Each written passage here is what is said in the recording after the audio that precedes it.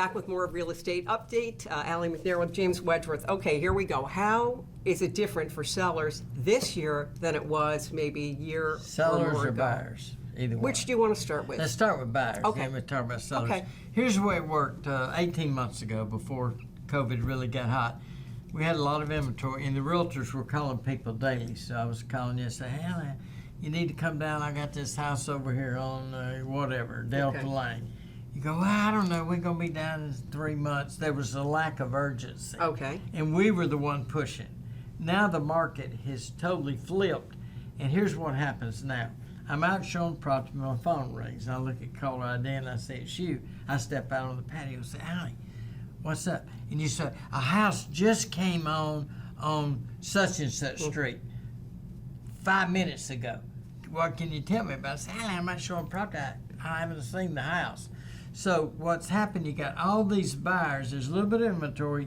You got all these buyers. So what they're doing is every time a property pops up, they all see it instantly on the computer, and they call me. As opposed a year and a half ago, I was calling you saying, come down, and now you're calling me and said, we'll be there tomorrow. We'll be there tomorrow. So I haven't seen the house. Right. So that's changed from a seller's perspective. Yes. The difference is, instead of taking 150 to 160 days to sell your house, we now sell it, as I said in the first session, in basically 6 days. And the other thing you've told me before, which is so true, there was a time you would have walked through my house and said, oh my God, Allie, this kitchen, you need to update it, the bathroom, get rid of that, tub, you need the freestanding tub, although they do look nice in pictures. I don't have one. But you would have to do the work, would you not? Or you would have advised that at one point. Nowadays you can sell it as is. Right. In fact, most of our sales are as is, cash, no home inspections. We give you a termite letter, obviously. But here's what happens. If you have 4 offers on the house, and one has got all these contingencies on it, and another one says, I'll buy it as is, no home inspection, I'll close cash, no finance contingency, I'll let you live in it for 30 days after closing. That's the offer you're going to take. Yeah, sure. So I have other agents bring me an offer, and they'll get mad because I don't take the offer. I say, why wouldn't my seller take your offer? You got 5 contingencies in your offer. You want a copy of the covenants. You want the minutes for the oh my gosh the POA meeting. Yeah, well, thanks. You don't have those. No, we gotta go find. But when they start asking those things, the sellers go, forget it. Deal with this guy. Don't even deal with that guy. And right now they can be that way. That's for sure. Yeah. Well, boy, that's a different world than it was a while ago, isn't it? It's a different world in a lot of respects right now. But now, how often?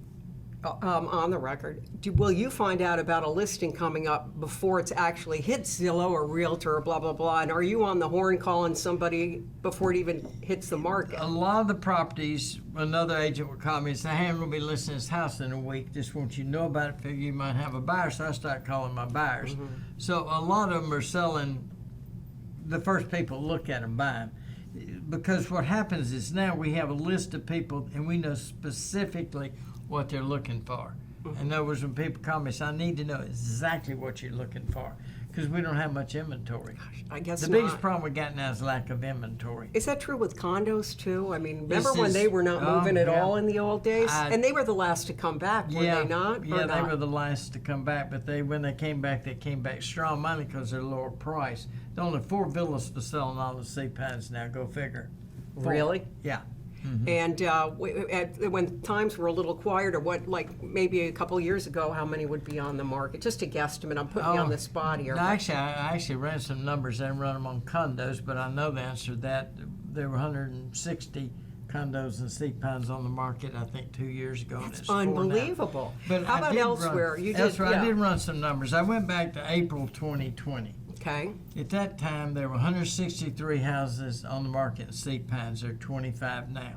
We're talking the last 1 year space between April and 20. Yep, okay. Yeah. All right. Hilton Plantation, there were 89 houses. There are 15 now. Palmetto Dunes, there were 53. There are 14. Port Royal, there were 26. There are 9.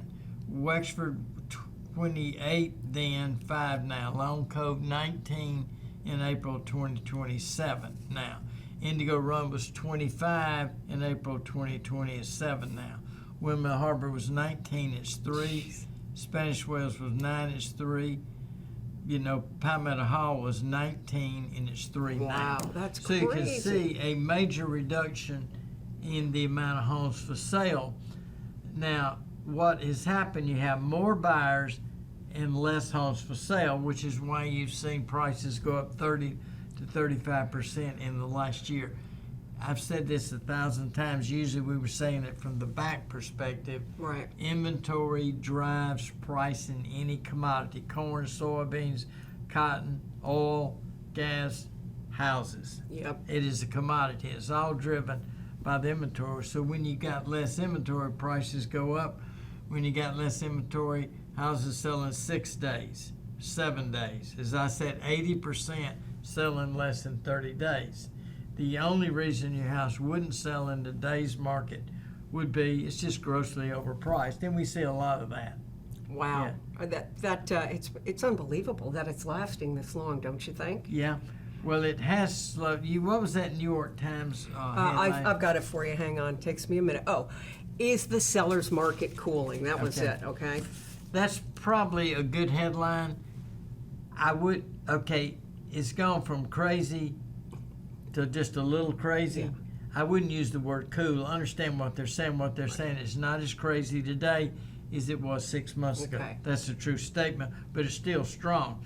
And when people read that article, they think that means the prices is dropping. We have not seen the price drop. Right. Now I saw 2 articles this morning.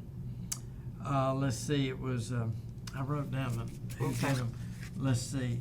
CoreLogic, which is a real estate research firm, they predicted in next year that houses would go up 2%.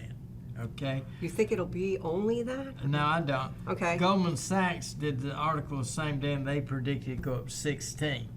So Wow. what that tells us is nobody knows. But what we're seeing is nobody's saying the next year price is going to go up 35%. Okay. You can have that 1 year, but normally you don't have it 3 years in a row. You have it 3 years in a row, you have doubling of prices. Right. If you have a doubling of prices, then you price X% of the people out of the market, and that's when you see inventory Will rise. increasing. Yeah. That's interesting. It's kind of a disparity, 2% to 16% between those two predictors. That's just But predictors. they're both saying it's not going to go tank. Yeah, well, there were also people who predicted that Clemson would go undefeated this year. So, Well, it's all whatever. a- Yeah, I mean, it's all got a to be prediction. difficult to kind of weed through all that. Yeah. But as you say, it's so local. It really, what's going on here may be totally different than elsewhere. It is. We have a tendency to read these articles, which are nationwide, and apply that to our local. And you remember one time I said it's local, but inside of local, what it meant was all markets local. And within the Hilton market, you got markets doing well by price range, markets a little slower.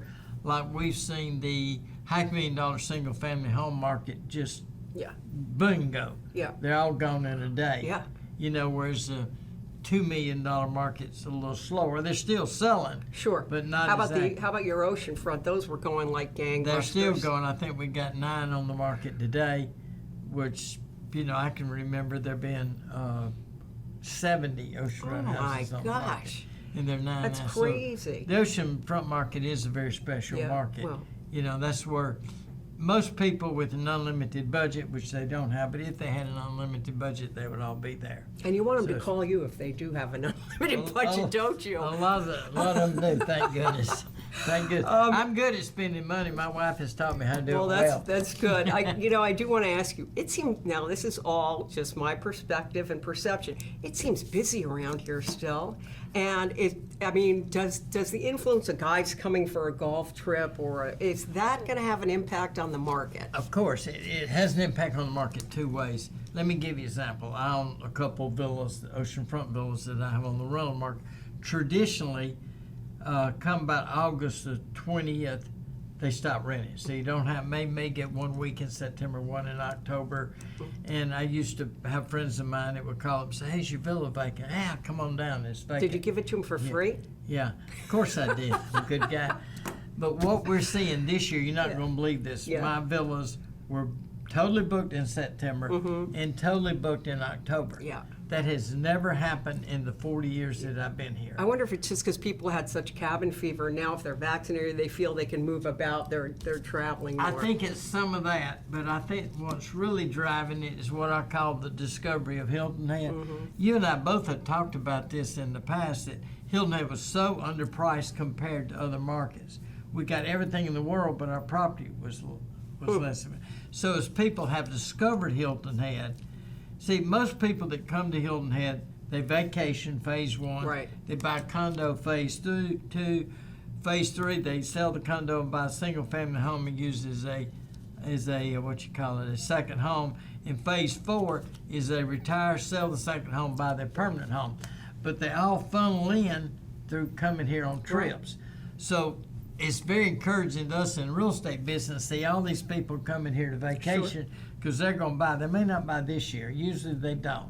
It's a buying curve. Okay. They come here on vacation, say we love it. They come back the second year, and their wife goes, "I'd love to get a condo down there, get a villa." Yep. So that's kind of how we do that.